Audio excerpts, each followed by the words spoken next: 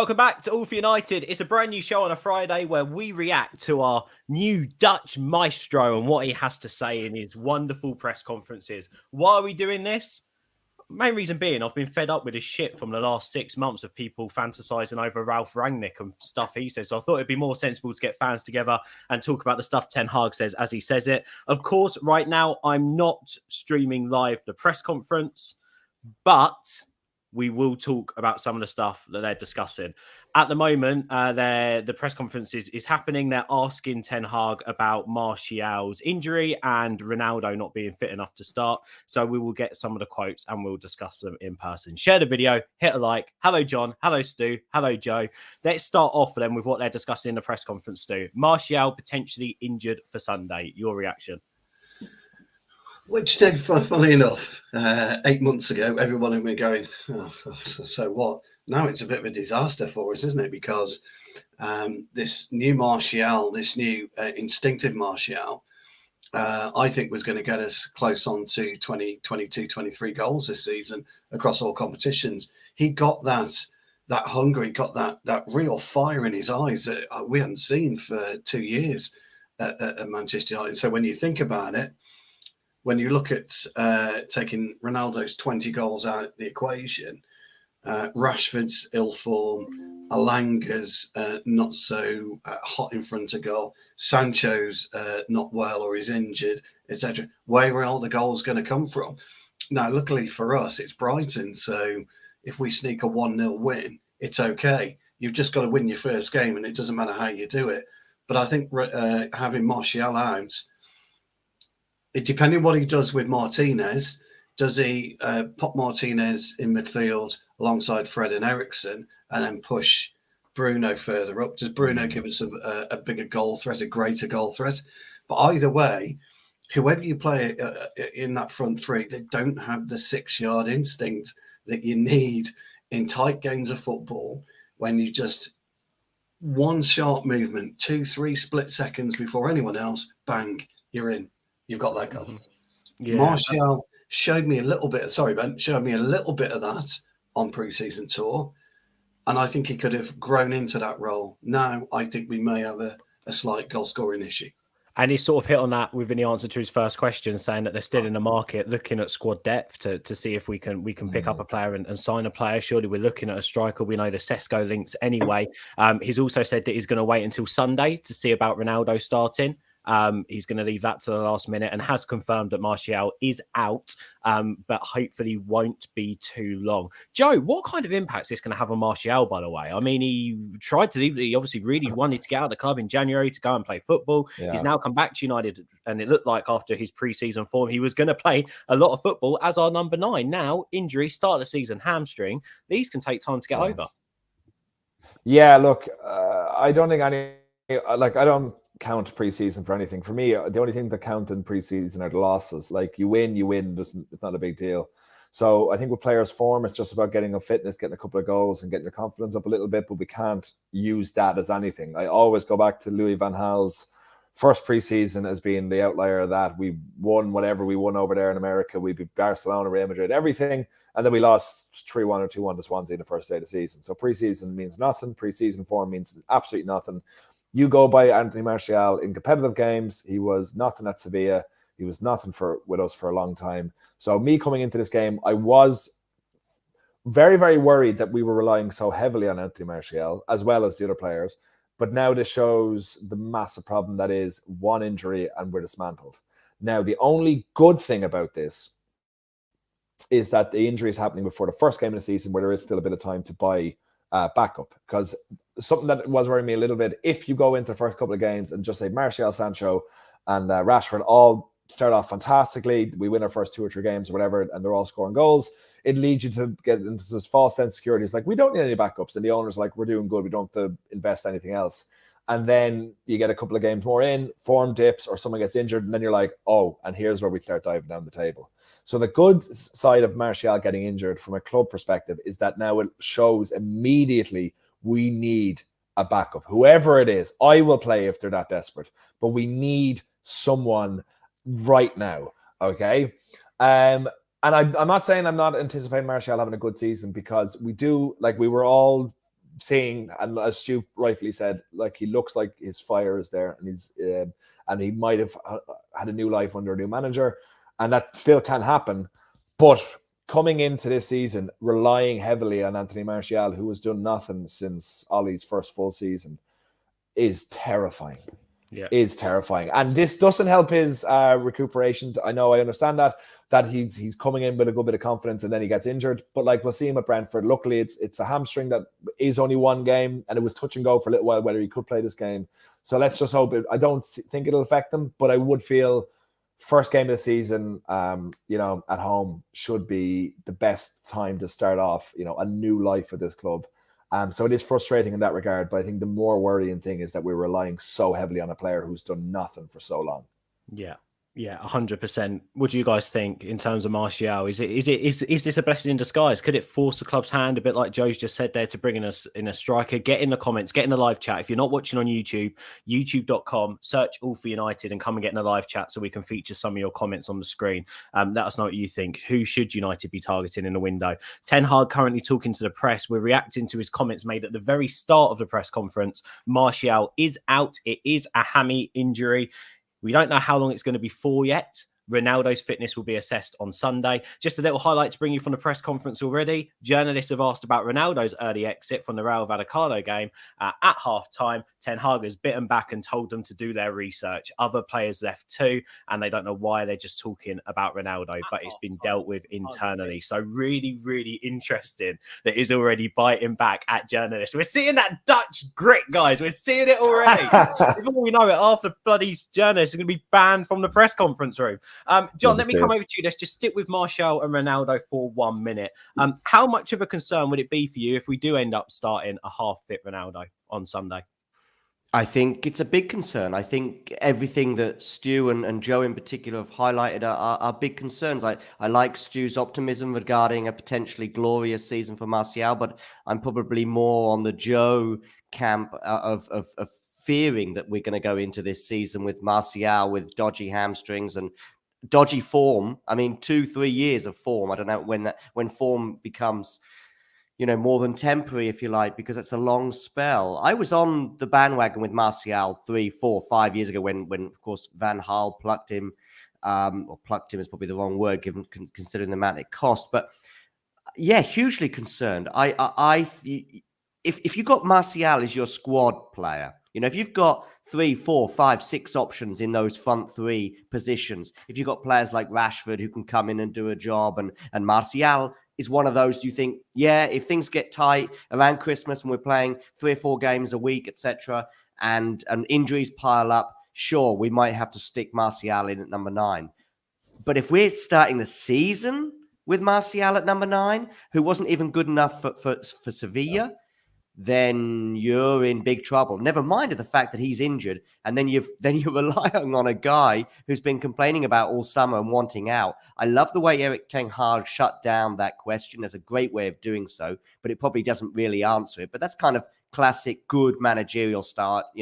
By the way, there's other players that left at halftime. Why aren't you talking about them? Well, we all know what. Let me just read out the full quote for you, John, so you can react to it. So the quote was, there were many players who left early and the spotlight is on Cristiano. That is not right. Do your research. And that's how he left it. And that's a great way of shutting down the question. But I'm watching, really. Just like a quick, obviously I'm watching. I know a lot of you guys are watching us, maybe listening to us while seeing it on screen, or you're going to go back and watch the press conference later. It's going on for quite some time. He's been talking to the press now for a good 10 minutes, but I'm seeing a lot of questions being asked. And I think that's where he's so short and snappy with his answers, that maybe they're getting through quite a few questions. And I don't think Ten Hag's taken any shit with it. He's delivering his answer. He's saying what he wants to say, and he isn't, so to speak, over elaborating. For example, he has been asked about transfers. He has been asked about Frankie de Jong, and he just smiled and said, "We want Frankie," with as a question. We want Frankie.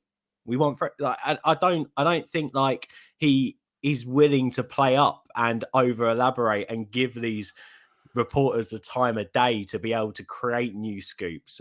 He doesn't want that media hysteria, does he? Well, let's come to you, John. Does he? He doesn't want that media hysteria. It seems like he's very precise. No, and he'll shut this down today, and he'll shut this down for the next 48 hours, and he'll continue to shut it down if we get 3 points on Sunday. But these questions will come rolling back if we don't. Simple as that. But I'm impressed. That's a great way of dealing with it. But it doesn't really, if you get to the nitty gritty of it, it doesn't really answer the question. We all know why Ronaldo gets more attention than Diego Dalot. Of course, it's obvious. Yeah, that is true. Although they're both Portuguese. Similar qualities, right? Anyway, I got told off for my Dalot comments. Full quote is, we want Frankie de Jong? I didn't know. It's about the right players, but I can't speak about players under contract at another club. When there is news, you will know.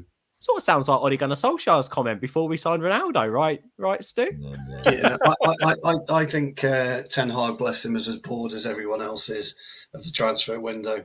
I think he'd have loved for it to have been shut as it was 2 seasons ago, right at the beginning of the Premier League. And that's it. There's no more speculation, then you just get on with the business in hand. I think fans love the speculation and love all the furore of what transfer windows bring. But most of us on this panel, I think if we were 100% honest, we're fed up with it now. We're fed up of listening to de Jong. We're fed up of reading the same old rubbish that United are preparing a bid for X player and Y player, and they really want Anthony, but they won't do that. They're in for Ziyech, etc., etc., etc. I think we're all fed up with it. So, is he being cryptic? Really, who knows? We have the most calamitous board going in Football League history or in football history.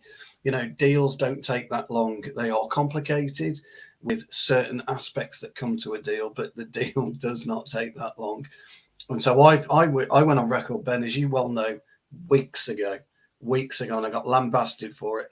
De Jong doesn't want to come to us. I've said it, I have, Ben. When everybody's come back, you don't know what you're talking about, blah, blah, blah. I don't. I have no idea whether de Jong wants to come to us or not. But you've got to look at the incompetency of both Barcelona and Manchester United in dealing with this one deal. I think our net spend really is something like 60 million pounds, isn't it, so far? I don't think we spent any more.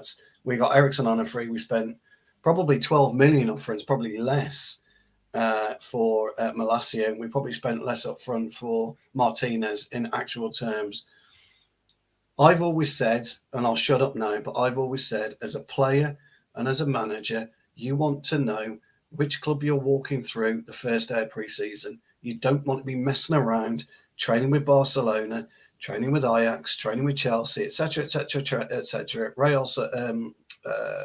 Red Bull Salzburg, and then having to completely adapt your game when you come to another club. It's the most ridiculous way of being a footballer. So I'm not surprised. I like his being a bit cryptic, but I bet he's fed up like everyone else. But see, like, the only thing I'll say on that is the de Jong situation is just mental. And I do think no matter what club he's going to, it would have been the same situation. I do feel he is going to come to us. I feel like Chelsea are trying to just come in and usurp it because they know what they have to do. Because United put in all the groundwork and are so mad for him, and it's a bit desperate, but like we are desperate, that they're just trying to come in and take it. But I do think he's going to come to the club. I think we're an awfully, terribly, ridiculously badly run club. But I do feel like we would have walked away from this deal if there wasn't interest. And I do think he wants to join us. He's owed 17 million from Barcelona. They want him to cut his wages. This isn't a normal situation for someone to walk out of. And no matter how much he makes in his career, and I don't blame him at all, I would not walk away from 17 million just because Barcelona, we know how badly that club is run, but especially for that, just take their money and watch them flounder, because we have about 12 months before FC Barcelona become a fan-owned, 15th division club. So you might as well take them for all they're worth until then. So I do think he's going to come, but it's going to be a ridiculously difficult deal. The thing is, some of these questions can go. Graeme Bailey from 90 Minute Football, a transfer correspondent over there, is going to join us at 2:00 to react to some of Ten Hag's comments. And some of these questions I think are perfect for Graeme. He's always reiterated to us that de Jong is very complimented, happy with United's interest. De Jong wants to obviously stay at Barcelona, but isn't happy with how he's being treated. And United would not still be in the race for him now if there was not interest from their party for him to join Manchester United. So we can discuss this with Graeme for I sure. agree with that. I just want to quickly say there's a lot of people watching right now. Hit that subscribe button, like the video, get in the live chat. We're here to discuss with you. We follow the pub format. That's open discussion. So if you're in the live chat, we'll come to some of your comments. It's an open discussion. And just to quickly recap, Stu, before I come back over to you, just some of the highlights from what Ten Hag said. The press conference is now finished. Martial, hamstring injury, don't know when he's going to be fit. Ronaldo's fitness will be assessed on Sunday. He knows that United need to strengthen in debt. However, he has reiterated, after being asked about Frankie de Jong and new signings, that we will wait for the right players. He has also said that if the right players are not available, we will not spend any more money this window or make any new signings. Very interesting points made. And just hit on a couple more things. He said he's really happy with the squad. The squad's working hard. He isn't focusing on any of the negatives from last season. He's only focusing on getting the team ready for Sunday and on this season. On top of that, he's also said Lisandro Martinez and Eriksen are both fit to play. Just some of the comments there that I just wanted to recap. And of course, we're going to enter all the conversations around those topics in a second. Stu, do you want to quickly just say what you were going to hit on off? Quickly. All I was going to say, all I was going to say was, look, this comes down to basic economics of 17 million euros. Okay, but Barcelona got to fork out 17 million euro somehow. So how do you do it? How do you split it up? If I'm United, I'm offering 17 million euro less and offering to pay De Jong 17 million. I'm taking 17 million out the equation because it doesn't matter to Barcelona whether you get 60 million or whatever, or 44 million. It doesn't matter to them. They've got to pay De Jong 17 million. It makes no difference. So there are ways to structure a deal, and an easy way to structure a deal. If Barcelona want him off the books so bad and they don't want to pay him his wages, United just offer less and then pay the money. It's not a difficult economic structure, this. It really isn't. And people are going on and on and on about it being difficult. It's basic mathematics. It all comes down to mathematics. If De Jong says, I want this 17 million quid, you either pay me the 17 million quid and I go, or you don't pay me and I stay. But you still got to pay me 17 million euro. You have to pay me the money. That's why Ben Jacobs said yesterday from CBS Sports Golazo, you can go back and watch that transfer roundup. To me yesterday, he said it doesn't matter if Chelsea are in for him, Bayern Munich are in for him, any club could be in for him. They could agree the same fee as United and he still won't go anywhere. The biggest issue is wages and sorting that out. But anyway, we'll come back to that discussion with Graeme. I think it's perfect to come back to that discussion with Graeme. John, I want to come to you. Eric Ten Hag was asked about his new signings and they're fit, they're ready to go, especially Martinez and Eriksen. I don't know if Malacia was actually mentioned. I've not sort of seen that. But do you expect to see all three of them start on Sunday? I expect two of the three to start. Go on, who? Probably Malacia and Martinez, probably at centre half. He is an option for midfield, but I think Ten Hag sees him as a centre half. I think 90-odd%, if not more than that, of the last 18 months he's started at centre half. And I think Ten Hag has even gone on record as saying he's been bought as a centre half. That's not to say that he can't fill in midfield. But anyway, so the one I don't expect to start is Eriksen. I mean, I wouldn't be surprised. I mean, I get lineups wrong all the time. But I think for two reasons. One is because I think most of the time he'll be seen as an alternative to Bruno in League Cup games and when we've got, games coming in thick and fast, so maybe some Europa League matches. I can see them both starting on occasions, but I don't see that occasion being Sunday also because he's not had a huge amount of match time either.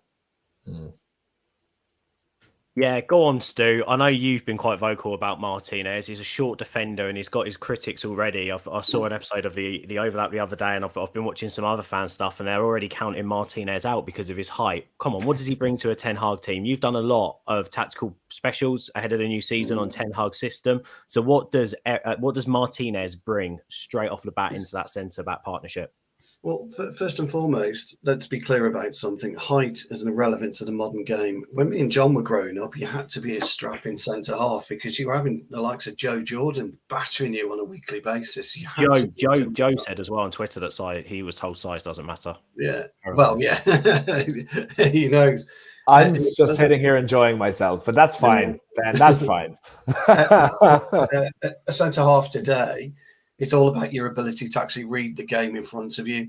And that's why a really good centre-half today, a modern centre-half, is a really good central midfield player, because they can read the play and they can dominate the play in and around them. You don't have to be 6'5" anymore. If you look at the strikers of the main, the main protagonists, Liverpool and City, they're all quite short, but they're very, very mobile, low centre of gravity, interchange quite easily. Made it very, very difficult for the likes of Harry Maguire to compete with these little gnats and these little insects around him. If I'm Harry Maguire now, I'm actually more happy that somebody of the size of Erling Haaland's coming into the Premier League, because that's the type of player I want to wrestle all the time, a Troy Deeney type player. Before you all jump on my back, I'm not saying that Troy Deeney and Erling I love Haaland, that so much, Stu. I am talking about physical stature. That's what I'm talking about. I'm not talking about quality of goal scoring. Martinez has got the ability to read the play. What I mean by that is he can step into the ball, it's a really, really difficult thing to be able to do. So if a ball's coming across, Martinez has got the ability to view it, see it, and make that step in to intercept. Because he's got low centre of gravity, if you're playing against a taller guy, it's a lot easier for him to dip down slightly and get his legs in and make it more difficult for a larger player to turn, because they don't have they have a bit of a wider turning circle than a shorter turning circle. Look at Bernardo Silva. He is a great example of being able to trap the ball and change his trajectory in a split second. Gundogan's exactly the same. Martinez has got that. Why if I was Ten Hag, what I'd be looking at is playing a traditional back to two centre halves, Lindelof and Maguire, or Varane and Maguire, and utilise the brain and the ability of Martinez in the middle to start with early doors, while you've got this issue of your front five. That's why I suggested it would be a good thing. Most people are saying to me already, it's going to be Martinez and Varane. I just don't see Varane getting in the side if Martinez plays at centre half. I'm sorry, I just don't see it. So where we are right now, if Ronaldo isn't fit, if Martial isn't fit, we know we haven't got Sancho. You've got to be a bit smart on how you play the game. So that's why I would place Martinez in it. You start with Fred, you start with McTominay, you're going to have major issues of hiding during the game if the game doesn't go our way. You're then going to have issues of exposure for both Maguire and Martinez. You've got to stop that. What Martinez will do, he will stop that exposure to your centre halves, and that's key to it. It's going to be interesting to see him in the United shirt, and I also think what he can give us as well in terms of progressing the ball forward is going to be something quite nice and something quite spectacular as well. I hope United can create a lot more chances as well, playing out from the back. But we still need that midfielder. Still need that midfielder, or we need a complete transformation in Fred. But we've seen some positive signs. Lots of you watching, make sure you like and subscribe. Going to come to Joe and talk about Eriksen in just a second. Barry, Neil, all watching. Fred's there as well. You're right, guys. Nana is there too. He says there's no need for any new striker if Ronaldo wants to go. Do you mean there is a need for a new striker if Ronaldo goes? I think so. John Camo says, agree with De Jong. Barca have controlled everything in this aspect. I feel we should have put a deadline on signing him and tell them if it doesn't happen, you keep him. That will panic Barca. I don't think so. I think Barca won a bidding war. It's in their favour that they can go, well, if you don't pay the money, this club will. So come on, get your act together. So I think United are right to hold it out. And also, by the way, can I just say something to add to this whole conundrum? Anyone see the Leeds CEO today talk about the Rafinha transfer? Barcelona haven't actually paid a penny yet. They're scheduled to pay for the transfer on the 2nd of September. So they need the money. Don't get it wrong. Especially if they want Bernardo Silva as well. They need the money. And from what Ben Jacobs was telling me yesterday, they want Bernardo Silva. Fred said it's not just about underwhelming net spend. Look at the wages and heads that we have cleared off the books and not replaced. It's so poor. Lessons not worked. He's right. David deluded that the squad have people forgotten about last season. Martial won't play again. Really, really interesting. Mohamed's with us as well, asking about top four, Maguire's captaincy going into the next season. And we'll get round to all of these things in just a second. And Graeme Bailey, who's a transfer correspondent for 90 Min Football, is going to join us to discuss some of Ten Hag's comments around Frankie de Jong and all sorts as well. First of all, though, Joe, we were talking about Martinez and Eriksen being fit. That is something Ten Hag confirmed in his press conference. We've heard from John's thoughts about whether they'll start. We've heard from Stu about Eriksen. Come on, tell us. How beautiful is it going to be to see a number 14 that can play football? Sorry, how beautiful is it going to be to see Eriksen on that turf at Old Trafford playing for Manchester United? I actually agree with your first sentence first, the number 14 who can play football, because unlike the most previous 14, I am going to enjoy seeing this one. Yeah, look, the story of Eriksen is incredible. Like I think like we were all watching that game against Finland. What happened there was unbelievable. And then I think we all figured it would be slowly or quickly followed by him retiring, considering the fact that he wasn't allowed to play in Italy, which I presume meant he wouldn't be allowed to play in the Premier League either, or play anywhere. So I figured that's the way it was going to go. But to go from that to signing for Brentford, to being a star at Brentford, who knew what way it was going to go, but it seemed to really revitalize him being at Brentford, because his last season or so at Spurs wasn't great. He didn't really light it up in Italy. And then suddenly he seems like there's some unfinished business there or something for him in the Premier League. So to get him on a free transfer, and as people will know, I'm Irish, and as people will know, Denmark have broken my heart on many occasions, including Christian Eriksen scoring a couple of goals in the Aviva to embarrass us. Let's never talk about that again, because I still want to like the guy. I'm really excited for a free transfer coming in, for someone I can't say he's been there, done it all, because he was at Spurs, but who has got a bit of a swagger and has got a bit of an ego and can really change the game at the turn of a dice. I feel like it won't be what John was saying, that he'll be more of like a League Cup, Europa League player. He's not coming here to do that. He will be more of a squad player, but I feel like Bruno will obviously be the top dog, but he will be playing 30 plus games this season in some capacity. He's not like, that is one of the driving points, because why would he, other than a pay rise, which obviously he got with us, he's not going to leave Brentford for what they did for him to just be just a number 14. He's coming to us to make a statement, and that's what I'm most excited about, because he's not done anything since from the last year of leaving Spurs up until Brentford. And at us, I feel like the next couple of years he could really, really be something special, especially from a dead ball. We've got one-headed goal, or is it two? I can't remember. Like last season, or a goal from set piece. Sorry, that's what I should say. Varane should have been allowed against Burnley, but never mind. But I feel like Eriksen brings that extra dynamism, and also it's good that no one's guaranteed a place. So Bruno does falter, like we can see he does do at times. Eriksen can just step in. He won't be as good, but he is definitely a quality replacement. So that is very exciting for that behind the striker position. Joe, sorry, just one thing, Ben. No, I think 30 games is realistic. I didn't want my comments to sound too down on him. I also actually saw something this morning very interesting on Eriksen regarding his stats at Brentford. Like, he was one of the top sort of creators, and what was the expression? Assists for expected goals was the stat that I saw from Statman Dave. But basically, he was a man reborn at Brentford. And I also remember him destroying Ireland. Thank you, John. I'm glad. Was it World Cup or Euro qualification? Destroying Ireland as well. What's that? I remember Luxembourg destroying Ireland. Oh, you remember Luxembourg? Okay. Yeah, okay. Really, that. I remember a day last year I was Italian, which was beautiful. Oh dear.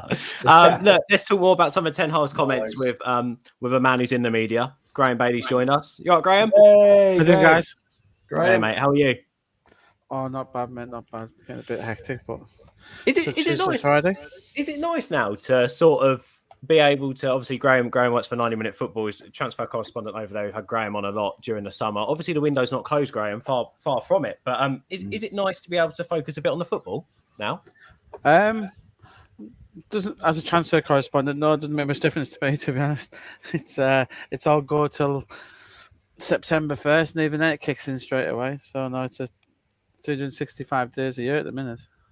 And of course, with the way that clubs are working, there's always talks ongoing and always things happening. Well, look, let's talk about some of Ten Hag's comments. I mean, he hasn't given us an awful lot. It doesn't look like. First of all, what do you make of him, Graeme? You've clearly seen him speak to the press a couple of times. What do you make of his persona? I remember speaking to some Ajax fans. They say he's very awkward. You're warm to him. He's very blunt. He doesn't talk in depth really.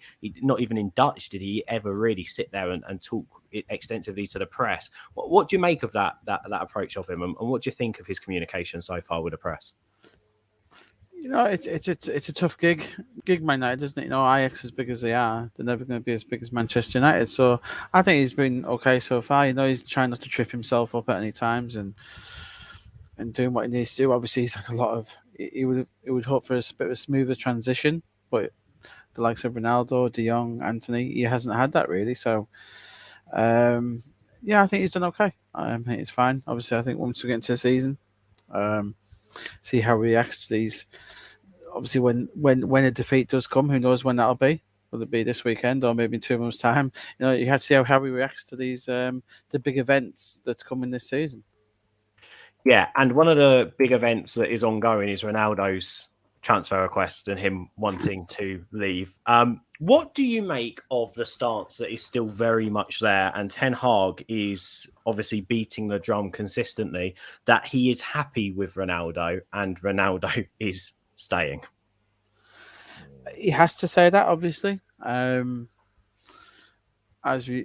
I've said all along, I don't foresee Ronaldo being a Manchester United player on September 1st, and there's nothing in the last few weeks convinced me otherwise, or what I'm hearing. And but he's got to play that, you know. He's obviously was a bit frustrated by what he did against Vallecano at the weekend, but he's got to play. He's got to do the party line. The party line is not for sale, but we know more often than not what Ronaldo wants, Ronaldo gets.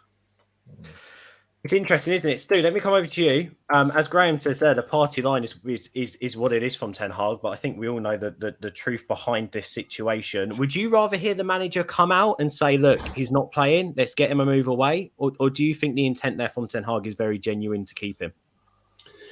Well, I think Ten Hag wants to keep him. I think Graham's absolutely right, isn't he? He's got to have the party line. Look, I don't like what Ronaldo's doing. I don't think Ronaldo himself cares about what he's doing. I think a lot of fans, just would happily see him walk through the door. But as I'm sure Graeme said on plenty of occasions, like everybody else, is how are you going to replace 20 plus goals a season? Because he guarantees you that. And you've got to go out and find somebody, to guarantee you those amount of goals. And he did that in a very weak starting 11, didn't he? He did that week in, week out for us. He was the one that would find that extra yard of space, bang. He's the one that you can rely on. If there's one shot on target in the whole game of 90 minutes worth of football, Ronaldo puts it away. Where do you go for that now? What do you do? So I'm with Graeme on this one. I think Ten Hag needs him, actually. I do think he needs him. I think he needs him for a smooth transition for this season. But as Graeme says, what Ronaldo gets, Ronaldo wants. So I think he's just towing the party line. I'd like Man United to turn around and call his bluff and say, "Tough, you're going. We're gonna exercise the extra 1 year on your contract, and sorry, not going, but you stay." But what do you do with an unhappy player like Ronaldo? That's the problem you've got. So I think Graeme. So I'm with Graeme on that. Yeah, because even when Ronaldo was happy, he was still like condescending and like making other players doubt the manager. Maybe the manager should have been doubted, but Ronaldo should not have been forcing his hand. And that wasn't just at United, that was at Juventus and his final few days at Real Madrid as well. It's a scary thought for someone like Ronaldo, who was so invested in him being the best player in the world and fighting the aging process up until the point of like, you literally can't do it anymore. You just can't accept where you are. And that is, you can be a phenomenal leader and an incredible squad player who come on with 20 minutes to go and can get us a goal. But you can, for the love of God, you cannot start every game every week. You cannot, and you cannot, when you get subbed off, have the manager sit beside you and pat you in the back and be like, "Oh, it's okay. I still love you. It's everyone else's fault." And I don't agree that he was a leading light in a bad Man United squad. This is the same squad that came second. Whatever you want to say about the season before that, we were doing fine. We were, and I think we had improved in a lot of departments until we bought Ronaldo. I loved Ronaldo for what he was whenever he's at 12, 13 years ago. And when he's coming back, it was a cool story. And for me, my OCD brain, I wanted him to get to 100 Premier League goals. But it was never going to end well. And the fact that it's like this, it tarnishes his reputation with the club. It makes me just wish that he never came. For me, I wish he never came back as a footballer, but as a fan as well, I just wish he never came back because it just ruins the magic of it. Yeah, Joe, there's a lot of strong opinion on this. Juan says, how can Man United be begging a 37-year-old? Aren't the balls serious at all? It's not begging, is it? Felix says, I think the Sesko deal should be done. And Goal says, our board is so lazy. We lose so many players this transfer window and they're still sleeping on De Jong and Sesko. Look, we'll come over to Sesko and De Jong in a minute as well. But I just want to keep on Ronaldo for a second, Graeme, because obviously the press, of course they were. We're going to ask about the Rayo Vallecano exit that Ronaldo made at half time. And he bit back, to be fair to Ten Hag a little bit. He said, now I have to point those who left. They were maybe players who left, but the spotlight is on Cristiano. He's told the journalists that is not right. So do your research and make out how many players left. So he's actually defending Ronaldo now, which is really weird, putting in mind the player told him that he wants to leave and wants nothing to do with the club moving forward. He's now defending Ronaldo in public. I mean, I don't know what's going on there. What do you... I'm going to ask you your personal opinion. I don't know if you've got any insight. If you do, I'd love to hear it. What has happened behind the scenes with this? We've seen a few interviews from Ten Hag where he said that he will talk to all the players and he wasn't happy with it. What's the feeling from the club? Yeah, obviously it wasn't an ideal situation. There was players who've left, but Ronaldo's always going to command the headlines, isn't he? And he clearly, it's not the first time he's done it in his career. He does it on a regular basis. And I think Ten Hag, he could have killed the story by just saying all Ronaldo and the other players had his permission. That he needs to learn these things where the odd little white lie, which everyone tells now and then. If he just said he had the club's permission, and then you speak to him behind the scenes, you could have killed the story in one go. I don't understand why he came out and said what he's done, because now that's just a story that's continued. Journal's going to keep picking at the thread. But yeah, it's part of this whole thing with Ronaldo. He wants out. I think the United have, since he arrived, he was sold a false story. Why should he believe this new dawn is going to be what it is? He's good enough to play Champions League football, and that's what he wants. It's nothing to do with United, etc. It's just to do with United's current place in the footballing world. They're not a Champions League club, and that Ronaldo knows he's only got 2 years left to play in the Champions League, and that's why he wants to leave. It's nothing to do with the club, and I don't think it's a bad exit. I don't really agree with Joe. I don't think it's a bad exit. He saved your season last year. If it wasn't for him, you'd be in the bottom half of the table probably. And it's just one of them where, yeah, ideally he stays, but is he part of Ten? Is Ronaldo part of Ten Hag's vision anyway? If he is, you maybe question that, but it's a tough situation, because and the lack of ideas. What worries me is if I was a United fan, it would be the lack of ideas behind. If you do let Ronaldo go, what do you do afterwards? Benjamin Sesko is not the answer in any way, shape, or form. He's I wouldn't be that happy if Middlesbrough signed Sesko. He's that far off the mark. He's nowhere near Premier League top 4 level. He's started 6 games for Salzburg. It's not, he's not an Eddie Emi who's just left Salzburg, who was one of the best young players in Germany. He is not that. So I'd be worried. They have obviously been linked with Jamie Vardy there, which doesn't sound as crazy as some think. He could do a job for 2 or 3 years, and there's not many better Premier League strikers, so something like that for me would be the way to go. But yeah, this plan after Ronaldo, that is the worry. We know Anthony isn't happening now. I feel a bit sorry for United in terms of him, because Ajax have not really represented Anthony well there. They've hung him out to dry, asking for a club record fee, which is ridiculous. So I feel a bit sorry for Ten Hag and United in that respect. But, they wanted Darwin Núñez. What was the plan after Darwin Núñez? It wasn't Sesko. So, they missed out. And so and then it switched to Anthony. It seemed a bit haphazard there, to be honest. And, they are trusting, they're going for Ten Hag's targets. We know that. We've seen it with Martinez, going ahead of Torres, etc. So, yeah, they have to hope that he's got another target in mind. It probably didn't go down well. One of the ones he suggested was Brian Broby, which he did suggest to United's board. I don't think that went down too well. But yeah, if I was United, it comes to a point where you have to accept he's going to go. And I think he will. I said, in 2 weeks' time, if he's still there and Chelsea don't have another striker, Todd Boehly's going to buy him. Without a shadow of a doubt. I think it's really interesting, Graeme. They need to move on. We need to see. They might have a plan. Don't get me wrong. They might be going for someone behind. But as we understand it, there's no one jumping to the top of that list. I think it's really interesting because he did admit in a press conference that United do need more strength in depth. but then turn around and said, if the right players don't come up, we're not going to sign them. Like, he's not That's a willing great to answer. spend money on. But then, who is the right? You're right in raising that question, Graeme. Who is the right player? Like, what is the plan? Even if Ronaldo stays or goes, there needs to be more depth in that position. So who are we going for? Who is the answer? I just want to quickly focus on the exit thing, John. I'll come over to you, mate. Off of what Graeme was saying there with the discontent in the club and how Ten Hag has dealt with it and hasn't really nipped it in the bud, really, when you do think about it. And Graham's right. He could have played tactics, but he's been honest from it by the looks of things. Do you think there was an overreaction to that? Putting in mind there was more players that left. Do you agree with Graeme in terms of it's always going to be Ronaldo in the spotlight for these things? What's your opinion on the early exit gate?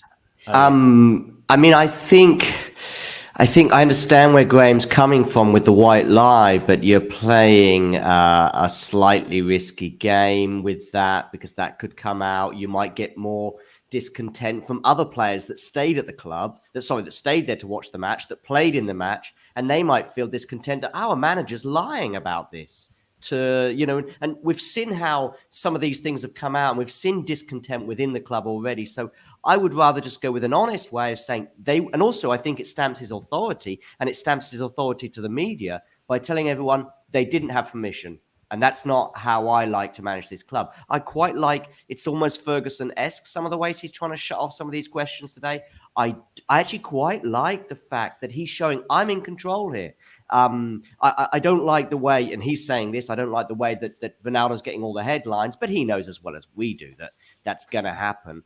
And regarding the makeup of the squad, and I actually quite like this idea that it's De Jong or nothing. I know so many people, fans, and even in the media are saying, why doesn't he have a backup? Why doesn't he go for an alternative? Well, listen, if he says, I want De Jong, Jurgen Klopp said, I want Virgil van Dijk. We had a whole summer about 5 years ago. And all the media, fans and everyone as well, was like, why doesn't he have a backup? Why doesn't he go for someone else? He said, I want Virgil van Dijk, and there's no one else. And I think we can get him. As it turned out, they had to wait 6 months, and they got him then.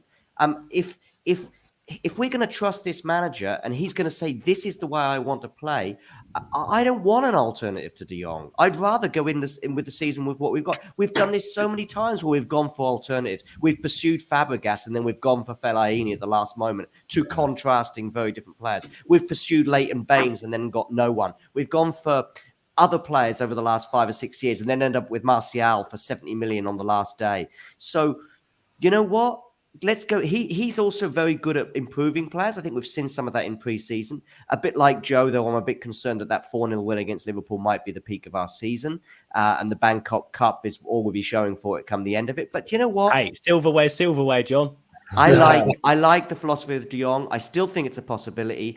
And you know what? We've got 4 weeks to go. If in 4 weeks from now, Ronaldo's gone, good luck to you. Hopefully for him, a Champions League club. I'm really sad about how this is turning out, as Joe highlighted as well. It's a kind of a sad end. But if he's gone and we get in De Jong and one forward player who gives us a lot of hope going forward, you know what? We might look at that as being quite a good window.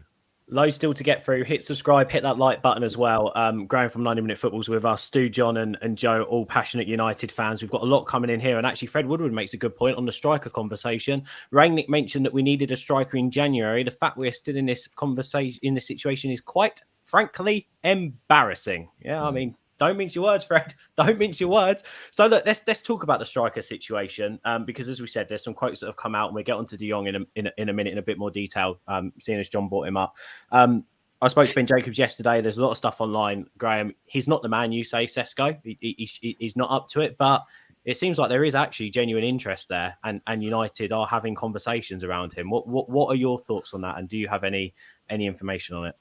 Yeah, the agent's been working very hard. He has been for the last 3 or 4 weeks. I was doing stuff on Sesko with Newcastle a few weeks ago, actually. So I was doing my research on him before he was even linked to United. The agent's putting it out there, making it known. I must admit, I've been told by people near Salzburg that he's not even the best young striker at Salzburg. There's a few of the young lads. Is it Fernando, and there's a guy called Rocco Simic. So, I'm not saying he's a bad player, but this is Manchester United we're talking about. If you were signing for under 23, he's great. But this isn't. I'm staggered. I genuinely am. He's an absolute million miles away from what you need at the minute. And I think if you brought him in, he probably still wouldn't start because he's that far away. it's a strange one. There are players out there, but you just got to go and pay for them. There's clubs out there looking for strikers. There's a Jonathan David, Osimhen. So if you're going to pay this huge money for De Jong, you've got to pay it. Every player in world football has his price. Of course, apart from Mbappe, probably every football player has his price, and you're going to have to go and pay it. But I don't understand these 20, 30, 40 million pound players. Unless you're a Klopp, sometimes they're not going to come off. But this isn't, this isn't a guy even with a big reputation. It worries me. It really does. I think it's a knee-jerk reaction from United. But I believe, and I'm told, there is other targets behind the scenes. I think it won't only be Sesko if he comes in. If he's third, fourth choice, fine, that'll be okay. He can't come in as first or second choice. As number 9, he really can't. And I don't believe he will. I trust in the United scouts. They are good. And I think you are probably doing something behind the scenes that we don't know about. There is a past interest in Jamie Vardy. There really is. His contract talks haven't gone down too well at Leicester this summer. They need him out. So Chelsea United have both been kept abreast of that. And Jamie Vardy for 2 years could be a very good fit. He really could. And Joe, £50 million is the rumoured, or sorry, €50 million is the touted fee potentially for Sesko, which is around £40 million. I mean, does this striker situation maybe even worry you a little bit more than the whole thing? Ben, for instance, that's more than Hugo Ekitike, who was the top scoring teenager in European football last year. Joe, concerned? I wasn't until Graeme started talking. That's me every time I speak to Graeme. Yeah. I don't know if you guys have heard, but Graham's got a bit of a bet going on. Let's get these guys' reactions. Graham's got a bit of a bet going on that we won't be all for United next season, because the biggest club with United in their name in the Premier League is going to be Newcastle United. It's a bet with West Ham fans. There's a good chance you'll be the third United in the Premier League. Oh, third United in the Premier League, so below both Newcastle and West Ham next season. Now, I tell you, right, me and Graeme, I don't think you would put your mortgage on you not being the third United. I'm just saying, at least we're top 4 in something. Can I just say, though, in response to that, me and Graeme obviously have a lot of banter and we have these conversations. But what scares me is sometimes all the time, when Graeme makes a comment like this, it comes true. So I am absolutely bricking it. Don't get me wrong. Ben's remember our Wan-Bissaka conversation when I took him down, when Ben said that he was the best was it? It wasn't even best fullback in United, the best right back in England or Europe or something, wasn't it? And named 10 who were better. Yeah. Great. So can I just ask Graeme a quick question? Probably one is very easy to answer and the second one less so. How many years has Vardy got left on his contract? He's got 1 year left. He was due to have contract talks, John, this summer, but they haven't happened yet. Okay. And the second thing is, what would be the fee therefore for that? It'd be nominal, he's a legend. They would let him out there if they have to. They've got Preston Daka, who needs a run in the team as well. So Vardy, they could argue, is probably getting in the way of his progress. So they have got another striker there to go. They've got Niacho. It's frightening the depth they've got compared to yourselves. So, but I think Vardy, for 2 years, 3 years, and the thing I say about Jamie Vardy. Remember, he didn't come into football till his mid-20s. He wasn't like Wayne Rooney playing man's football at 16. He had 10 years off. That's why he's still going as he is, because his body hasn't had that. Rooney had to retire at early 30s because he'd been playing for 20 years. Vardy's only been playing for about 10, 15 years at the most. Yeah. Go on in, John. I like him. I've never thought about it all summer. I mean, I like that idea somehow. I mean, as long as he would also be, did you say he wouldn't be too keen on sort of coming in and out of the team? Because I don't know if he would start every game. I think he would. Yeah, I think he would. It's Manchester United. I think he would, and he doesn't play national football anymore. He's looking after his body. I think it makes an awful lot of sense. Obviously, probably the Rooneys are the only United fans who wouldn't want him in there, given their Wagon for Christie situation. But I think, and not the only ones. Todd Bailey and Chelsea are also monitoring this, thinking, if it's a 1 year, 2 year option, there's not many better options out there. Though. Chelsea are interested in bloody everyone. That's in his football, yes, but unless that, unfortunately for Gary Neville, he's playing Football Manager well, unlike the current United regime. I just think with Vardy, I like Vardy, and I think he'd be a great addition. Our fan base, though, they won't accept it. And that's the problem with our fan base. I don't know. Once you've signed Odi Nagalo as a striker, you take George as a striker. Do you know what I mean? Oh, God. But I think that's the issue. That's The bar's issue. been set very low on strikers coming in, hasn't it? It's not It's a been player. set very I was going to low. ask you about Schick, Patrick Schick. Would you take a punt on Schick or not? Yeah, Or not? it's impossible. You can't get him. He signed a new deal. He's one of the most in-demand strikers in Europe. Yeah, he's not attainable, Stu. He signed a new contract earlier this summer. He's been and actually they've backed him up. They brought Adam Holozek in, who's his compatriot and teammate. Bayer Leverkusen, who wants to give now, they want a chance for the title. They managed to get Moussa Diaby, who's a wonderful player who Newcastle trying to sign. Bayer Leverkusen, yeah, Patrick Schick is one of the strikers in the Bundesliga, and Bayern, I think it'll be Bayern bound at some point. But yeah, Schick would have been an amazing player, Stu. But that if you were going to go for someone like that, it should have been 8 weeks ago. Well, this is it, isn't it? Yeah. Well, look, I've been asking him the question for about the last half an hour. So, Joe, go on. Are you concerned about strikers? I want to reiterate. Cheers, Joe. Right, moving on. No, go on. Moving on, yeah. If Graeme wasn't on the show, I'd be here going, yeah, let's get Šeško. I've seen his 8 minutes highlights on YouTube, and he seems like a top player. Yeah, he scored against Liverpool in pre-season. That's all I need. That's all I need. No, but like, that's why it's great to have Graeme on the show to enlighten us in these sort of things, because we can get, sold a lame horse with stuff like this, where we just, because this always happens every year. Like, this name is pulled out, and then suddenly he's the best player ever, and I've literally never heard of him. And it could be going to any club. But I was like, oh, this could be, someone we haven't heard of and who's going to do amazingly. Look at Salzburg. They do create really good players. And then you're like 50 million. And I was like, well, it's not my money. Clearly if he's being set that high, that means it must be set that high for a reason. And there's quality coming. But no, if it must be desperate times if we're looking at that for the quality Graeme is saying that he is. But I'm looking at, I think Jamie Vardy is a really, really good signing. And especially what Graeme said, like, no international football, like he's only been playing top level football for 10-ish years or so. Like, and he is Premier League proven every single time, every single Premier League season, he'll get you at least 15 goals. Even when he's time when he's injured as well, which is fantastic that he has that, he can come back from that. So I feel Vardy is who we should be going after. We'll get him between 15 and 20 million. He's a star as well. Premier League, FA Cup winners, international. Like, I think it's a no-brainer. And Leicester are faltering and going down and are making terrible decisions consistently now. So I think absolutely save him from that club. And I think two years with an option for a third is a great deal. And it gives us an opportunity to look at other options. And it's basically nothing in today. I've always said about Vardy, he's like a better Chicharito. How old is Vardy now? Is he 33? He's 35. 35. But I said it still gives me. I said Joe said number 2 or 3 years, but it gives you at least you got 12 months then to find the striker of your dreams. Yeah. Well, whoever that is, whatever that plan is. Come on then, final one. De Jong. He had a little smirk, questioned it. What, De Jong? What, De Jong? No, I never slept with her. Do you know what I mean? One of those situations. The ultimate line that every journalist loves hearing. I can't comment on a player because he plays for another football club. So it's the same situation, isn't it, Graeme? Just obviously Chelsea interest is a little bit more public now in him. Also, like, how much impact does it have the payment for Rafinha on this? Because I don't know if you heard the Leeds head guy, Concho, turned around and said that apparently the payments for Rafinha will be on the 1st of September. You've said it all along. Barca need the money from the De Jong deal, but it's going on a bit now. Will he get his man, Ten Hag, do you think, still?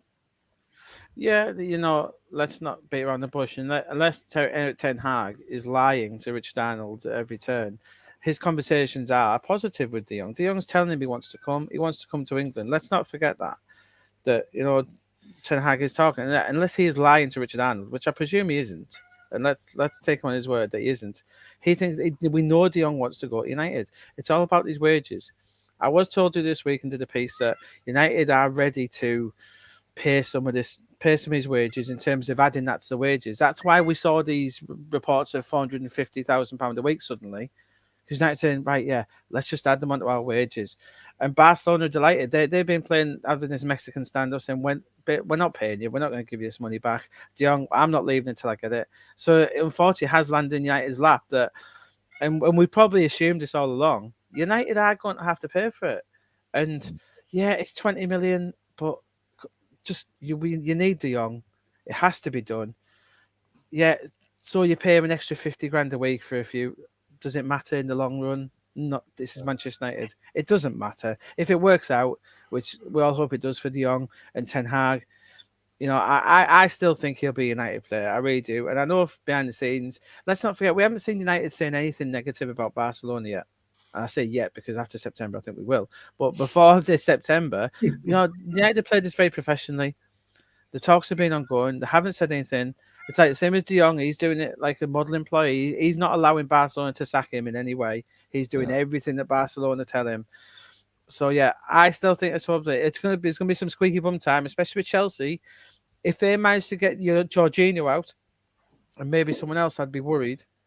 But I still think De Jong to Old Trafford, I'd say he's still 80% that he's going to go United ahead of Chelsea. And Graham's always said that. Graham's always been very honest with this one. And at the very start, he pointed out that there was wage issues. But I think ultimately then that all came out that it was a lot more information to it than we could speak about at a time. Now, I'm going to come to Stu, John and Joe just one more time quickly on De Jong.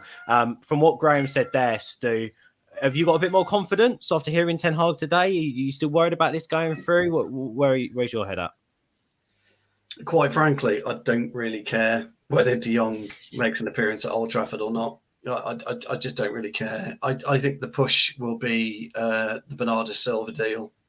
I think Pep came out this morning, didn't he, Graeme, if I'm not mistaken, and said that, and this is unusual for Pep, I don't want him to go.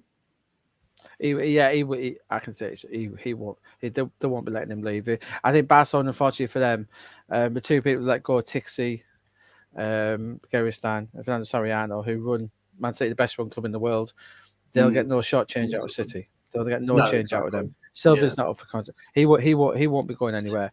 Although you don't think he'll push? You don't think Silva? No, I don't think so. He's not in their plans. He might do, but I don't think City will let him out this window. From what I'm hearing, say it won't stop Barcelona pushing, won't stop them causing mischief. But no, I don't think that'll happen. Because remember, Barca, and they've still got Miralem Pjanic there as well, who's on shockingly high wages. Yeah. I mean, they just Braithwaite, who's still living too. But for me, Braithwaite won't leave. It's so funny. I love it. But he's there, Igalo, I think. Yeah, as great as a player De Jong is, and I have gone on record as saying is, I'm really passive on it. To be honest, it's not something I would be upset. You say that, Stu. When you see McFred in that lineup tomorrow, you'll be like, please, Frankie, please come. That is true. It's true. We speak about getting the most out of Martinez. You get the most out of Martinez and Maguire by having someone who can come and get the ball off them in midfield and having that bit more quality. And that's exactly what De Jong does bring. So, but I agree with you, Stu. I'm done with it. Is he a magician making Martinez look a good player? Wow, he must be a magician. More Maguire. We need that magic to work on at the moment, Graeme. If you ask half the fan base, although I still love Maguire. John, let me come to you because I know you've got to literally shoot. So let me just quickly ask you, John. Graham's comments on De Jong, Ten Hag's comments on De Jong. Where's your head at? Yeah, I'm weirdly enough, I'm more optimistic today than I was 24 hours ago. I've been a bit like Stu throughout most of the summer in that I've just been like, just either do the deal or don't.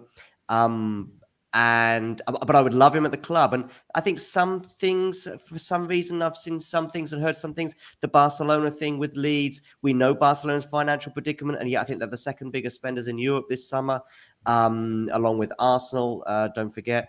So, but there's something seems to have moved. And I know there's been this Chelsea talk this week. I also think Graham's making sense regarding Richard Arnold's position and United's position. I think they're fairly... Listen, we would have just given up the ghost 2 months ago. We've now, we don't know if all the idiots are at the club, but at least Woodward has gone. And, how many times he got caught with his pants down when it was so obvious that Gareth Bale and Fabregas and Sergio Ramos weren't coming to the club. I do think this is a very different scenario. I do think Barcelona ultimately do need to sell. I don't even know how murky it is in terms of can United just pay that 17 million quid? Is that, I don't know what the laws and the rules are on that. Is it fair that United should, how could we ever measure it? I don't know. If you could ever say, look, United are paying an extra 17 million quid to cover that, well, United would just say that they're buying the player. But either way, I don't think it is just the 17 million anyway, because if it was, I do think we probably would have bought him already and he would have been on the preseason tour. But yeah, like Graeme says, I'm optimistic still. And if it happens, great. If it doesn't, as Ten Hag said, we go into the season as we are. I don't want to see some B-listed player. I don't want to see us go for a 40 million quid alternative from the Championship. I think that would just be a waste of time and money and effort. I think there's two situations from what you've just said that I think just to summarise. I don't think United can go, I'll give you 17 million euros to pay De Jong for his wages. I don't think United can do that. But I think what United could do is add money onto the price or the add-ons or something like that to try and fund it. However, that then inflates the player's valuation and the player's price. So maybe they don't necessarily want to do that. I think a bit like what Graeme said, maybe the solution is giving De Jong more wages. And that's maybe a way to go, which is why Graham's talking about the links there and the reports that came out and were reported the other day. There may be a situation where Barcelona have to sell. Yeah, I think they have to anyway. I just think the issue is they're going about it like idiots, and De Jong's going, no, I'm not going anywhere. You owe me money, and also this is the club of my dreams. I think that's the biggest problem. Very quickly, Joe, come on, what are your thoughts on it before we head off into our Friday? I'll keep it simple. I'll keep it short. De Jong is coming. Ooh, baby. That's it. I click that off my ringtone whenever I get him off. Get him off. Ooh, baby. Did Joe just have his Austin Powers moment? I think he's had something. I was thinking of the song, Ooh, baby, De Jong is coming. And I thought that works. I thought Joe had the most embarrassing. Chance, I thought Joe had the most embarrassing moment on this show, and then John sung. So it can all go Pete Tong at some point. Graeme, thank you so much for joining us, mate. Graeme Bailey on Twitter, 90 Min Football is where you can go and find Graeme's obviously transfer stories, but also Graeme, you do a podcast. Yeah, talking transfers every Tuesday at the minute. So yeah, and then hopefully United will keep us busy for a few more weeks. On Man United, I should say. Obviously, Newcastle with a new deal for Eddie Howe flying high. But I'll get to see them tomorrow, and Jesse Lingard as well. So I'm curious to see how Jesse Lingard does at St James's tomorrow. Well, best of luck to the guys. And the Premier League's back. Joe, can you give me an old baby once after I say that? The Premier League's back.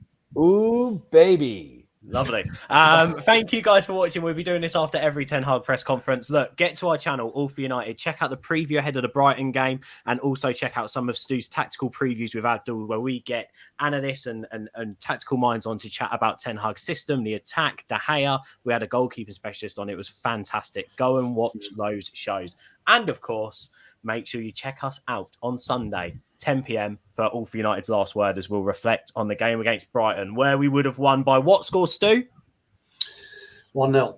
When we would have won by what score, John? 1-0. Where we would have won by what score, Joe? 2-0. Where we would have witnessed what scored, Graeme? Because they've lost their two good players, 1-0. Ronaldo maybe to score the winner. Lovely. And he'll kiss the badge and he'll say, I'm staying forever. Thank you guys for watching. Hit the subscribe button, hit like. We're out of here. Speak to you soon. Cheers, everyone. Thank you.